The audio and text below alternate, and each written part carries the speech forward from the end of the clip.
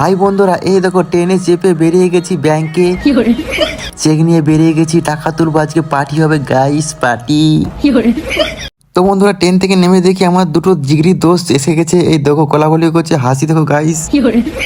তো বন্ধুরা রাস্তায় যেতে যেতে হঠাৎ দেখি একটা সুন্দরী মেয়ে শাড়ি পরে দাঁড়িয়ে আছে। এই দেখো গাইস, এই দেখো বন্ধুরা আমরা এক বস্তা টাকা তুলে নিয়েছি ব্যাংকের থেকে। একদম আজকে পার্টি হবে, সেই পার্টি গাইস। তো বন্ধুরা আমার সাথে যদি কেউ পার্টি করতে চাও তাহলে এই ঝোড় জঙ্গলে চলে এসো। তো বন্ধুরা আমরা এখন বেরিয়ে গেছি গুটি গুটি পায়ে শপিং মল। কিসের শপিং মল? জুতা শপিং মল। এই দেখো বন্ধুরা শপিং মলে চলে এসেছি। হরেক মাল 10 টাকা 10 টাকা।